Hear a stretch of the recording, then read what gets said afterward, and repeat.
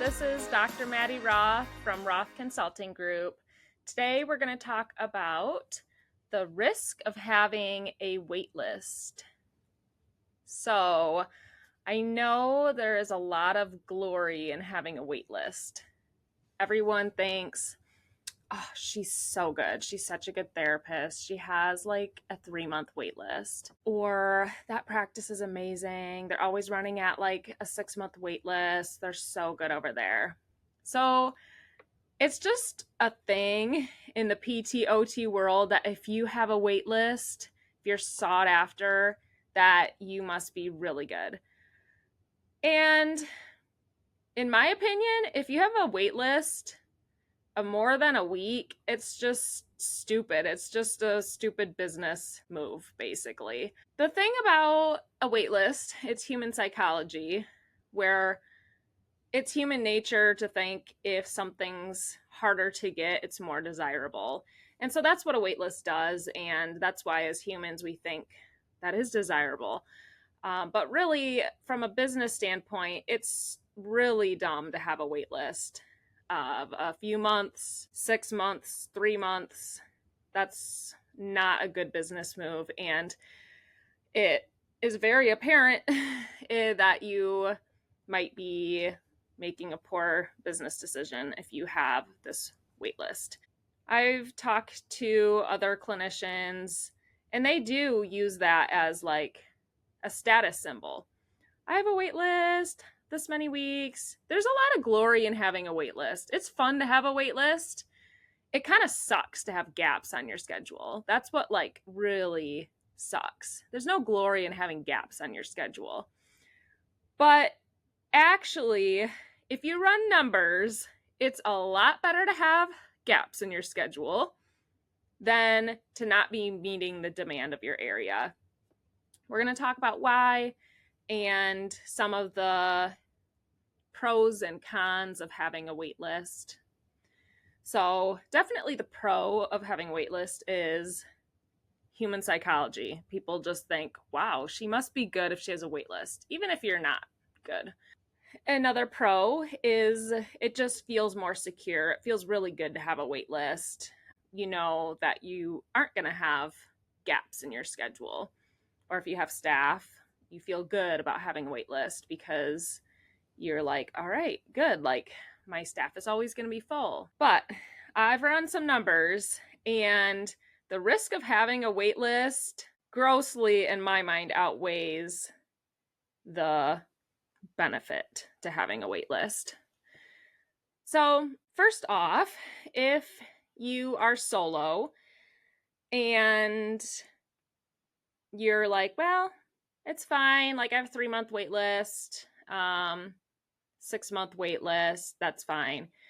One PT or OT is going to generate about $25,000 a month for you. So if you could have yourself and another clinician going, basically you're missing out. You're basically just handing away $300,000 a year and just saying, meh, that's okay. Like I could have that if I wanted to, but I'd rather not. Like I'd rather have a wait list. Or, I mean, it's okay if you do want to stay solo for certain reasons, but as a business move, we're talking more business move, not like personal preference. It is not smart. If you have so much of a wait list that you could have 2 therapists going, one therapist full-time generates you about $25,000 if you're charging around $200 per session, and she's seeing about 36 patients a week. If you had a wait list enough for 2 therapists, that's going to be $50,000 a month.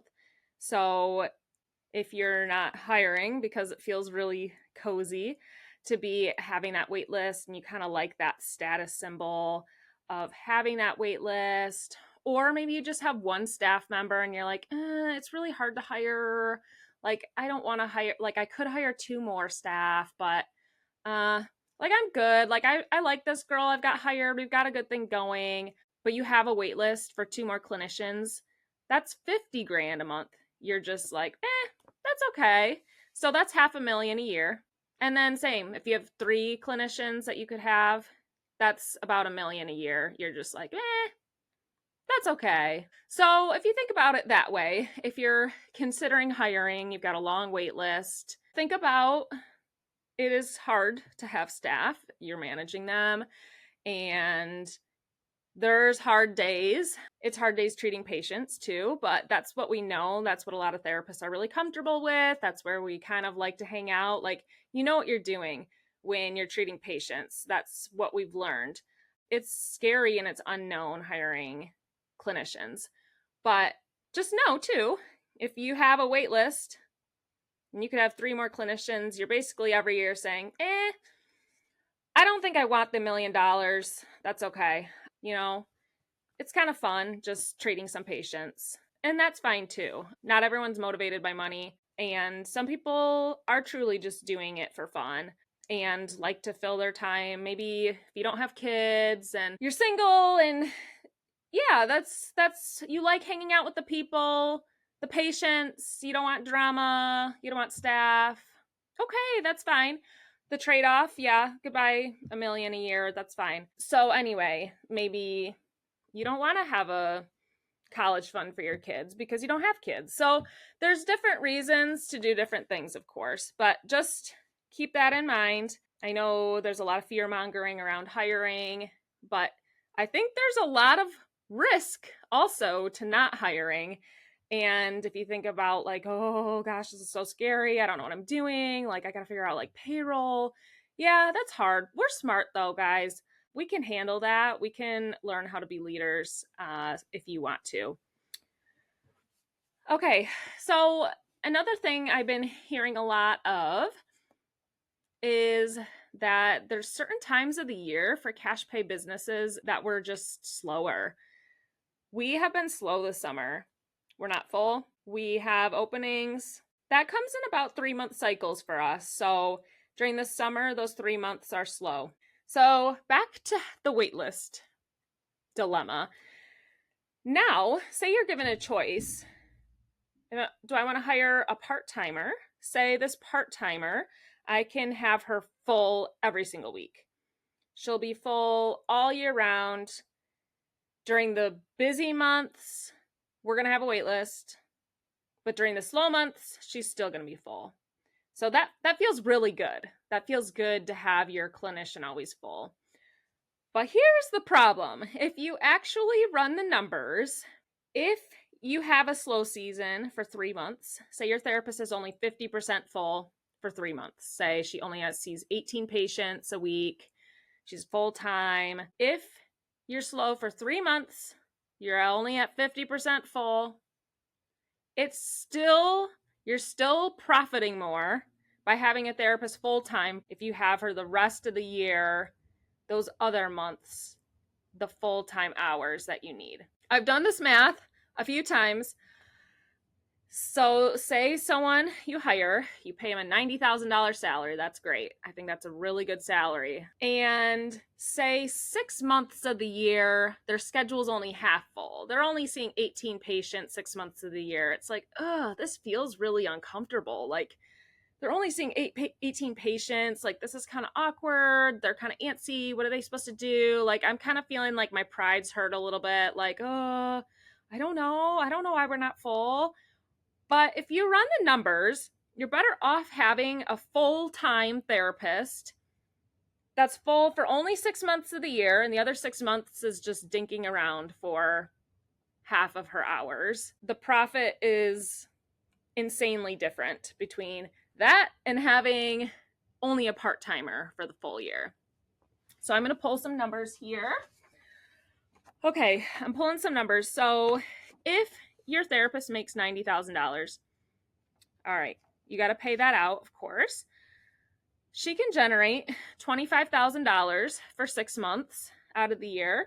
And then say the other 6 months, she's only half full. So she's only making $12,500. She is going to make $225,000 for you that year.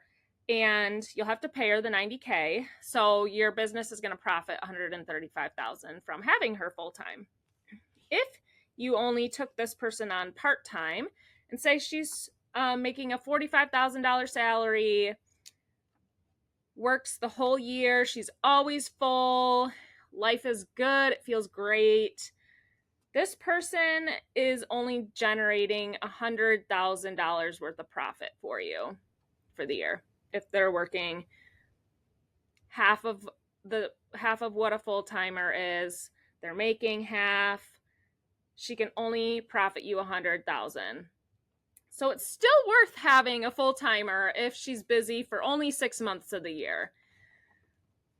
Say you keep going. If your therapist is only full for 4 months of the year, she's still making you more than if you only took a part-timer for the whole year. Because if for those 4 months she's full, her schedule's full, say you're busy in January, February, September, and November, in those months she's full, she's still making you more money than if you only hired a part-timer that couldn't take on more hours during those busy seasons. Okay, so hopefully that makes sense. It just gives, I think, a little forgiveness to business owners. Like, okay, there's so much psychological glory with having a wait list, but there's so much risk in having a wait list. You're basically just saying goodbye to growing your business and profiting, if that's your goal, which is, it's a goal of business to help as many people as possible and to make money doing that. So a couple of those analogies hopefully were helpful to see that, one, having a wait list is cost benefit. You are totally missing out if you have any sort of wait list more than maybe a week. And not only that, but with physical and occupational therapy, patients like to have a little flexibility with their appointment time. It's not like it's not a dentist appointment where you go once every 6 months and it's like, I can miss work that day. But for PT and OT, people, like, they're coming every week. We got to have some availability in our schedules too. We can't just say like, okay, well, next week all we have is 11 a.m.s for the next 16 weeks. I think you need a 16-week plan of care. And then it's like, so I have to like miss part of work for 16 weeks? You're going to lose a lot of patients if you don't have any sort of flexibility in your schedule. So with our service, it's one of those services that's very important. And some people, of course, their issue is like really acute. They need it resolved, whatever. They can take off work because it's maybe disrupting their work. But other people, it's more just like, I'm ready to do this for myself. I'm ready to get rid of this leakage I've had for 3 years. If you don't have the availability to work it around their schedule, they're going to be like, I've dealt with this for 3 years. I can deal with it for like more. So I'm going to just deal with it longer, and maybe down the road I'll come back to this issue. So that's another risk with having a wait list. One, just not having scheduling availability. The amount of dollars you're losing if you are sitting on not having enough staffing, whether you need to hire one therapist or you already have a couple therapists, but you're like, this is cozy. I could hire a couple more, make it another $500,000, but that's okay. Like, we're just not doing that.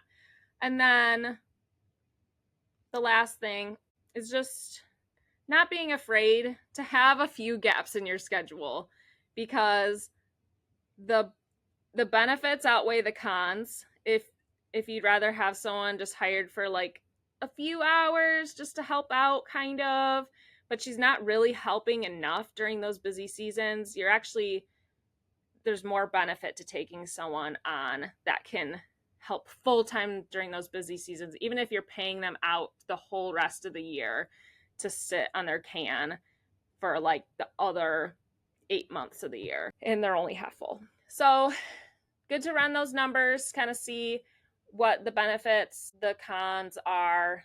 And I'm sure there's a lot of variant opinions on all of this, but this is my thought on it. And please feel free to reach out and we can chat more. And I'd love to hear differing ideas on this concept. Thank you for tuning in.